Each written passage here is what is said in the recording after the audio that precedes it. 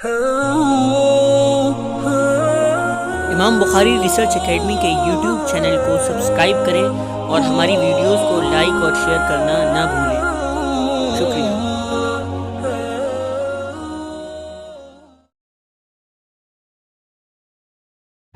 बिस्मिल्लाहिर्रहमानिर्रहीम। अल्हम्दुलिल्लाहि रब्बिल आलमीन वस्सलातु वस्सलामु अला सय्यिदिल मुरसलीन व अला आलिहि व सहबिहि अजमईन। अम्मा बाद। अऊज़ु बिल्लाहि मिनश शैतानिर रजीम। बिस्मिल्लाहिर्रहमानिर्रहीम। कुल्लु नफ्सिन ज़ाइक़तुल मौत व इन्नमा तुवफ़्फ़ौना उजूरकुम यौमल क़ियामह फ़मन ज़ुहज़िहा अनिन नार व उदख़िलल जन्नत फ़क़द फ़ाज़ वमल हयातुद दुनिया इल्ला मताउल गुरूर। सदक़ल्लाहुल अज़ीम। मोहतरम बुज़ुर्गों, नौजवान साथियों, दीनी और ईमानी भाइयों, गुज़िश्ता हफ़्ते हमने जिन 3 पॉइंट्स पर गुफ्तगू की थी उसमें एक अहम पॉइंट था फ़िक्र आखिरत, आखिरत की फ़िक्र, आखिरत का इस्तिहज़ार।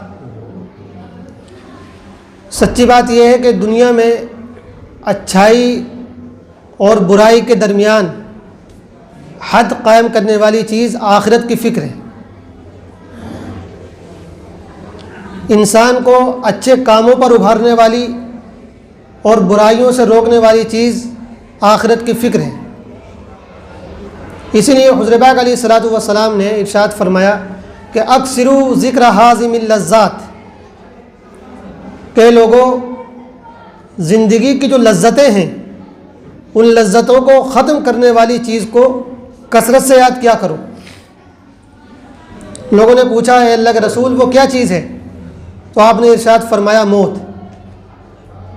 मौत को कसरत से याद किया करो, इसलिए कि इंसान अपनी ज़िंदगी में इतना मगन हो जाता है कि फिर उसको लज्जत का चस्का लग जाता है, उसको ज़िंदगी में मज़े आने का चस्का लग जाता है। वो ये सोचने लगता है कि बस उसको ज़िंदगी में मज़े ही मज़े मिले, कभी कोई परेशानी ना आए, कोई तकलीफ़ ना आए, अल्लाह की तरफ से कोई मुसीबत और कोई आजमाइश ना आए। और फिर वो इन लज्जतों में अपनी ज़िंदगी को इंजॉय करने में इतना मगन हो जाता है कि अल्लाह ही को भूल जाता है, आखिरत की फ़िक्र जहन से निकल जाती है। इसलिए हुज़्र पाक अलैहिस्सलाम ने हुक्म दिया कि देखो, मौत को कसरत से याद करते रहा करो। और हकीकत यह है कि हमने सब चीज़ों को याद रखा है, मौत को भुला दिया है। मैंने पिछले हफ्ते भी अर्ज़ किया था कि हमारे घरों में गुफ्तगू के दरमियान, आपसी गुफ्तगू के दरमियान सारे मामला ज़ेर बहस आते हैं, सब चीज़ें हम डिस्कस करते हैं, लेकिन मौत और आखिरत, कब्र, हश्र का मैदान, ये चीज़ें हमारे ज़िक्र में नहीं आती हैं। और यही वजह है कि हमारी ज़िंदगी आहिस्ता आहिस्ता गफलत की तरफ जा रही है। जब इंसान मौत को याद नहीं रखता, जब इंसान को इस बात का इस्तेज़ार नहीं रहता कि कब्र में उसको जाना है, अल्लाह के सामने एक दिन खड़े होकर जवाब देना है, तो फिर इंसान आहिस्ता आहिस्ता गफलत की तरफ चला जाता है। हमारा सबका हाल यही है, सब एक ही कश्ती के सवार हैं, सबका यही हाल है, इल्ला माशाअल्लाह जिसको अल्लाह अपनी तौफीक ख़ास से नवाज दे, कि हमारा दिल जो है वो दुनिया की तरफ बहुत ज़्यादा लगता है और आखिरत की तरफ हमारे दिल का रुझान नहीं होता है।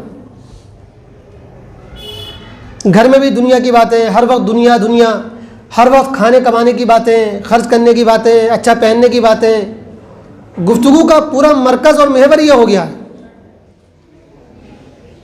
इसके अलावा हमारी गुफ्तगू में आखिरत की बातें आती ही नहीं हैं। और कुरान ने बेशुमार जगह ये बात कही है कि देखो, ये दुनिया तो चंद रोज़ की है, ये तो कट जाएगी जैसे भी कटेगी, असल तो आखिरत की काटनी है। इसलिए एक बड़ी अच्छी हदीस है, हुज़्र पाक अलैहिस्सलातु वस्सलाम ने बड़े प्यार से समझाया कि देखो, इस दुनिया में 3 चीज़ें तुम्हारी हैं, फिर कुछ नहीं तुम्हारा। जो तुमने खा लिया वो तुम्हारा। तो इसलिए इससे एक बात ये भी साबित हुई कि अगर अल्लाह ने अच्छा रिस्क दे रखा है, अच्छा पैसा दे रखा, तो खाना चाहिए, इस्तेमाल करना चाहिए। सेहत का नहीं रखना चाहिए, बैंक बैलेंस नहीं बनाना चाहिए।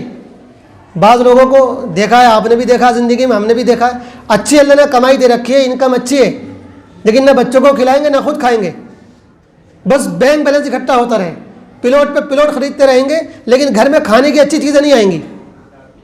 भाई अल्लाह ने पैसा दिया तो अच्छा खाइए, ताकत की चीज़ें खाइए, बच्चों को खिलाइए, घर वालों को खिलाइए, दूसरों को भी खिलाइए, लेकिन खुद भी खाइए। अपने आप को जो खिलाएंगे वो सदका है, सवाब है उसमें। हमारे जहन में ये बात बैठ गई कि गरीबों को देंगे तो सवाब है, खुद खाएंगे तो सवाब नहीं। इस्लाम कहता खुद खाओ, अपने बदन पे लगाओ, इसमें भी सदक़े का सवाब मिलेगा। अपनी बीवी को खिलाओ, उसको भी सदक़े का सवाब मिलेगा। अपने बच्चों को खिलाओ, उसमें भी सदक़े का सवाब मिलेगा। बल्कि हुज़ूर पाक अलैहिस्सलातु वस्सलाम की तो बात ही अलग है। एक हदीस में मैंने पढ़ा कि एक मरतबा हुज़ूर पाक अलैहिस्सलातु वस्सलाम सफ़र कर रहे थे ऊँट पर, ऊँट था या ऊँटनी थी, वो थोड़ी दुबली थी और हल्के हल्के चल रही थी। तो हज़रत सफ़िया जो आपकी ज़ौजा मुतहरा थी, बीवी थी, उन्होंने कहा कि ये ऊँटनी अच्छी नहीं है, देखो सब लोग हमसे आगे निकले जा रहे हैं, ज़रा थोड़ी अच्छी ऊँटनी लेके दे दीजिए। तो हुज़ूर पाक अलैहिस्सलातु वस्सलाम ने उनकी खुशी के लिए अच्छी ऊँटनी खरीद के दी उनको। हम लोग कहते हैं कैसी बातें कर रहे हो तुम, बीवी की खुशी पूरी करना, बच्चों की खुशी पूरी करना, ये भी सदक़े का और सवाब का ज़रिया है। तो पहली चीज़ तो ये पता चली इससे।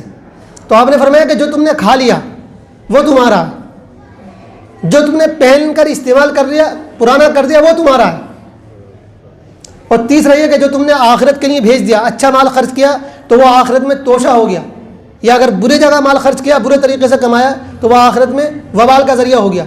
तो जो माल तुमने आखिरत में भेज दिया वो तुम्हारा है, बाकी तुम्हारा कुछ नहीं है। मर जाओगे कोई नहीं पूछेगा, सब बच्चे बांट लेंगे, भाई बांट लेंगे, जिसका भी हिस्सा होगा सब ले लेंगे।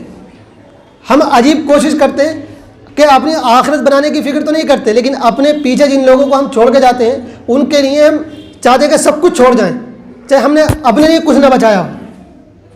हमारे लिए तो यही तीन चीज़ें, खा लो, पहन लो, या आखिरत के लिए भेज दो। बाकी आप करोड़ों छोड़ कर जाएँ, अरबों छोड़ कर जाएँ, कितने भी छोड़ कर चले जाएँ, आपको कुछ नहीं मिलने वाला है। तो ये कहाँ की दानिशमंदी है, कहाँ की समझदारी है कि हम अपने बाद वालों को अच्छे से अच्छा छोड़ने के लिए हराम कमाते रहें, हराम खाते रहें, या इतना खाते रहें कि दूसरों को अल्लाह के रास्ते में देने की फिक्र ही ना आए। तो ये तीन ही चीज़ें हुजूर ने फरमाई कि तुम्हारी हैं, इसके अलावा जो कुछ है तुम छोड़ कर चले जाओगे और तुम्हें उसमें से कुछ भी नहीं मिलने वाला है। हाँ, अगर अल्लाह ने किसी को औलाद नेक दे दी है और उसने माँ बाप के मरने के बाद उसके नाम पर कुछ सदका कर दिया, कोई अच्छा काम कर दिया, नल लगवा दिया, मस्जिद बनवा दी, मदरसा बनवा दिया, गरीबों के लिए स्कूल बनवा दिया, या कोई इस तरह की चीज़ बनवा दी जिससे उसको सवाब पहुँचता है, तो अलग बात है, वरना आप छोड़ के चले गए, आपको कुछ नहीं मिलेगा। तो इसलिए हुजूर ने फरमाया कि ये तीन चीज़ें तो तुम्हारी हैं, इसलिए कोशिश करो कि आखिरत में ज़्यादा से ज़्यादा अभी से छोड़ कर जाओ आखिरत के लिए। आखिरत में जब जाओगे तो तुम्हें खूब अल्लाह ताला की तरफ से मिलना चाहिए कि भाई ये बंदा बहुत कुछ लेकर आया था, ये सवाब ढेरों सारा तुम्हारा है। तो उसकी तैयारी इसी दुनिया में करनी पड़ेगी। मरने के बाद हम थोड़ी खर्च कर सकते हैं, मरने के बाद कोई नेक काम थोड़ी कर सकता है, हम सब जानते हैं। इसलिए कुरान ने फरमाया कि कुल्लु नफ्सिन ज़ाइक़तुल मौत, हर एक को मरना है। व इन्नमा तुवफ़्फ़ौना उजूरकुम यौमल क़ियामा, और देखो क़यामत के दिन एक एक पाई का हिसाब होगा, पूरा पूरा बदला मिलेगा। फ़मन ज़ुहज़िहा अनिन नार व उदख़िलल जन्नत फ़क़द फ़ाज़, ये कुरान ने सक्सेस की डेफिनेशन बताई है। कामयाब कौन है? हम लोग किसको कामयाब समझते हैं? हम हर एक जानता है कि हमारे जहनों में जो कामयाबी का जो मेयार है, जो स्टैंडर्ड है, वो हम सब जानते हैं क्या है। कुरान इसको कामयाब नहीं मानता है। कुरान कहता है फ़मन ज़ुहज़िहा अनिन नार व उदख़िलल जन्नत फ़क़द फ़ाज़, जिसने फाइनल एग्ज़ाम पास कर लिया वो कामयाब है।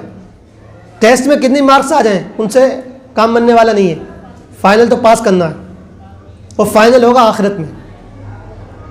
तो जिसको दोज़ख से बचा लिया गया और जन्नत में दाखिल कर दिया गया वही कामयाब है।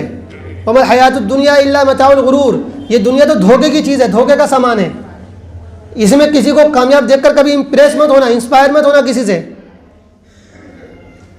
उसी से इंस्पायर होना, उसी से मुतासिर होना जो आखिरत के एतबार से कामयाब हो। 40-50 साल 20-30 साल की दुनिया की कामयाबी क्या कामयाबी है? हाँ, वो बहुत खुशनसीब हैं जिनको अल्लाह दुनिया की भी कामयाबी दे दे और आखिरत की भी कामयाबी दे दे, उनसे तो खुशनसीब कोई है ही नहीं। लेकिन जब कंपैरिजन होगा तो फिर दुनिया की कामयाबी की कोई हैसियत नहीं है, फिर तो आखिरत ही की कामयाबी है। एक बंदा जिसने सही तरीके से पूरी ज़िंदगी में 2 वक्त पेट भर के खाना नहीं खाया होगा, लेकिन जब वो आखिरत में कामयाब हो जाएगा तो वो दुनिया के अरबों रुपए वाले आदमी से ज़्यादा बेहतर है। और एक इंसान जिसने ज़िंदगी में अच्छी बिल्डिंगों में सुकूनत इख्तियार की होगी, अच्छी कारों में घूमा फिरा होगा, अच्छा खाया पिया होगा, खूब ऐश उड़ाए होंगे, खूब शोहरत कमाई होगी, लेकिन आखिरत में जब अल्लाह की तरफ से ये हुक्म आ जाएगा कि इसको जहन्नम में भेज दो, तो फिर वो बेकार है, किसी काम का नहीं है।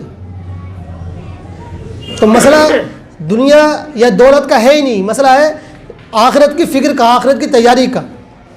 अगर दौलत के बाद भी आखिरत की फ़िक्र है, अच्छा खाने पहनने के बाद भी आखिरत की फ़िक्र है, तो बहुत खुश नसीब है ऐसे लोग। और अगर बुरा खाने के बाद भी या अच्छा खाने के बाद भी आखिरत की फ़िक्र पैदा नहीं हो रही है, मौत की याद नहीं आ रही है, अल्लाह के सामने खड़े होने का ध्यान नहीं आ रहा है, तो फिर ज़िंदगी बेकार है। और एक ही इलाज है पूरी बीमारियों का, सारी बीमारियों का, दुनिया में इसके अलावा कोई इलाज नहीं है। वो इलाज है आखिरत की फ़िक्र, मौत का डर कि मौत के बाद होना क्या है। जिसको ये बीमारी लग गई कि मौत के बाद क्या होना है, ये फ़िक्र पैदा हो गई, ये डर पैदा हो गया, तो उसकी ज़िंदगी खुद ब खुद जो है वो ढर्रे पे आ जाती है, खुद ब खुद सही रास्ते पे आ जाती है। और आखिरत की फ़िक्र किसको है ये हम अपनी ज़बान से नहीं बता सकते हैं। मैं अगर कहने लगूँ मुझे आखिरत की फ़िक्र है, तो ऐसे कहने से थोड़ी कुछ होता है, दिल में है कि नहीं है ये तो अल्लाह जानता है। तो दिल में आखिरत की फ़िक्र होगी, दिल में अल्लाह के सामने जवाब देने का एहसास होगा, तो इंसान फिर कोई गलत काम करेगा ही नहीं। और अगर हो जाएगा तो फ़ौरन माफ़ी मांगेगा, तौबा करेगा, फिर वो तबसरे नहीं करेगा, लोगों पर कमेंटबाजी नहीं करेगा, दूसरों को बुरा भला नहीं कहेगा, बल्कि अगर किसी भाई के साथ बुरा हो भी जाएगा तो फ़ौरन माफ़ी मांग लेगा, किसी के दिल दुखाने वाले बातें नहीं करेगा। हमारी ज़बान से कब किसका दिल दुख जाए हमको पता ही नहीं होता, क्या हम बोलते रहते हैं अनाप शनाप। और हदीस में आया है कि 2 चीज़ें सबसे ज़्यादा दोज़ख में लेके जाने वाली हैं इंसानों को, एक ज़बान और एक शर्मगाह। जो अपनी ज़बान की मुझे गारंटी दे दे और अपनी शर्मगाह की गारंटी दे दे कि मैं इन दोनों चीज़ों का गलत इस्तेमाल नहीं करूँगा, तो हुज़ूर पाक अलैहिस्सलातु वस्सलाम ने फरमाया मैं उसको जन्नत की गारंटी देता हूँ। बेहयाई और ज़बान का गलत इस्तेमाल ये बहुत ही ज़्यादा बुरी चीज़ें हैं और यही जहन्नम में लेके जाने का सबब है।